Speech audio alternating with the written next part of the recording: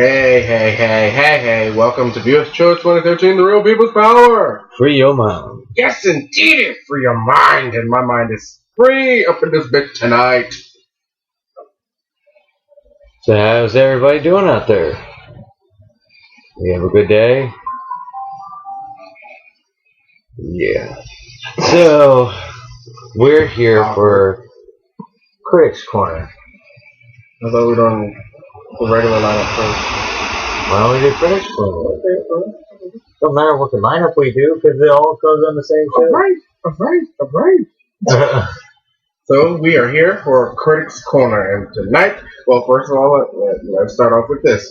If you have not seen Resident Evil Retribution yet, but you're planning on seeing it, do not, I repeat, do not continue this video. Stop right now and go somewhere else. Now, if you want to know about it, but you don't plan on seeing it, then watch.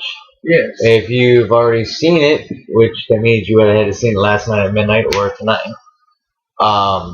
then enjoy this review. Yes, indeed.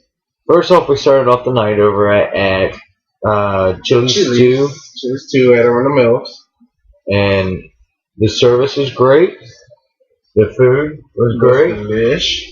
And the price wasn't bad at all. Wasn't bad. All in all, they got a good score. Yes, Chili's 2 at Arundel Mills. We give it a 5. 5. Yes, indeed. Now, on to the good shit. Resident Evil Retribution. Great movie. Awesome fucking movie, man. In the beginning, you're like, what? Like, what? Yeah, it's a little bit confusing in the beginning. I was so fucking lost in the beginning. I was like, what the fuck is going on? But then, like, 10 minutes later, you know what's going on. Yeah. They clear it up real fast. Yeah. And how they did everything was very unique. Very different. And you know, and the storyline for the entire movie was great. Mm-hmm. A lot of action. A lot of fucking action. Against the Umbrella Corporation. Well, technically, this time we found out that it wasn't the actual Umbrella Corporation per se. It was Instead, it was the computer from the original movie, the Red Queen, who had pretty much taken over. Right. Just because the Umbrella organization actually wanted to recruit Alice back in to stop the Red Witch. Who is the one she thought she killed in the last movie, Wexler or something like that. And yet this time he sent people to help her escape from the Umbrella headquarters. Yep.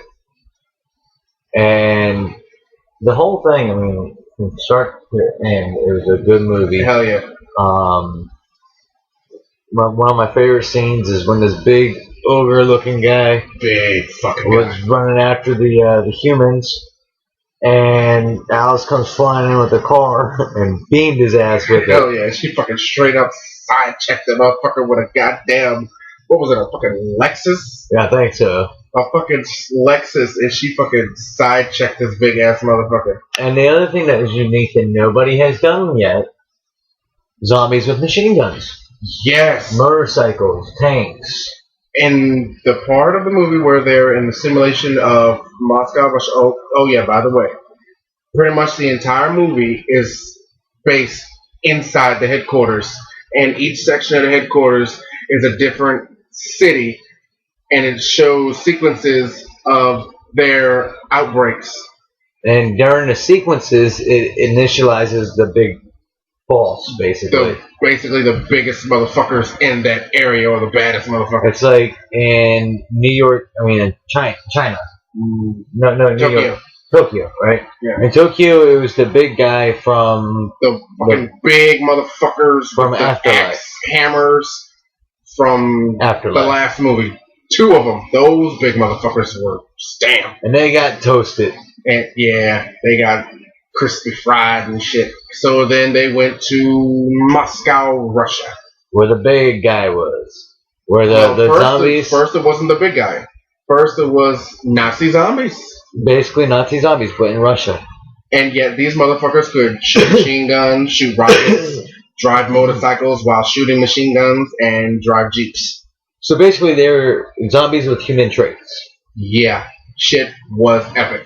You know, it's something that nobody has done yet. And then here came the gigantic fucking zombified gorilla ogre type looking motherfucker. That shit was like, oh, big dude, too. yeah, and to see the black guy who was the head of her, like the security SWAT team that came in to initially shut down the Red Queen from the first movie, he came back as a clone. Michelle Rodriguez, she came back as actually 2 fucking clones. Yep. So this makes 3 times she's been killed now. Well, 2 and a maybe. And then the guy who played in Resident Evil Extinction and Apocalypse as the head of the other SWAT team that came in to, halt everything, and then they got stranded in the desert. He played also in the Mummy movies, All Dead Fair. Mm-hmm. He came back. And then the black guy from Afterlife.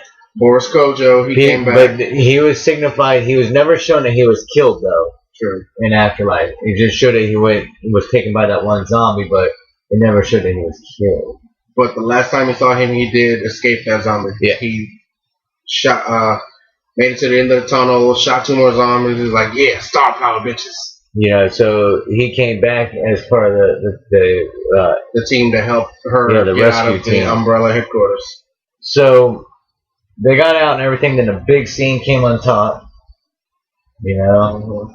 A lot of fighting, a lot of action. That's when Michelle like in the major fight sequence is Jill Valentine, who had been corrupted by the Red Queen's little spider thingy that fucks up your head and shit.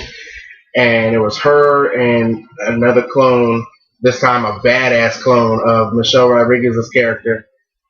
And it was them versus Alice, of course, and Boris Kojo's character, and some new character who we don't know who the fuck he was. He was just a Russian that was hired in.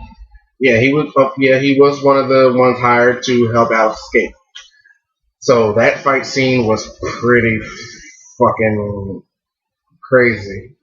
And Alice was about to get her ass kicked, and she looked down and was like, "Oh, hey, let me rip this fucking spider off your chest." And Jill turned back to her normal self. Which left Michelle Rodriguez's character, who was fucking basically pumped up on zombie steroids and was fucking everybody up. She killed Boris Kojo's character. She was ready to fuck Alice up pretty good. And then she fell into a icy abyss getting bit by Nazi zombies. But she didn't die. That we know of. We don't know if she's dead yet. So we'll see in the new movie. There will be another Resident Evil movie. How they left this movie was epic. Hell yeah. They were talking about how the human race is becoming extinct, and the last of it was stationed actually in D.C. At the White House. They had to barricade it off. And once they get to the end of the barricades in the army base that they have set up, straight up hordes upon hordes of zombies, fucking giant ogres, gorilla zombies, fucking flying mutated bat-looking zombies. That shit was sick. And Alice got her powers back, by the way. Because remember in Resident Evil Afterlife, Wetzler took the abilities from her. Well, he gave it back to her at the end of this movie. To create the ultimate weapon against the zombie. So basically, the last one is going to be epic. Yes. You can see Alice just going boom and blowing shit up with her hands. Hell yeah. And she ain't even got to move. She just got to look at it like... And create the fireballs. Hell yeah. The sky full of fire. So, all in all, we give Resident Evil Retribution 5 out of 5. 5 out of 5. Yeah, definitely. Epic ass movie. If you've loved the Resident Evil movies, go see this fucking movie. Even if you've seen it already. If you've seen it once, goddammit, go see it again.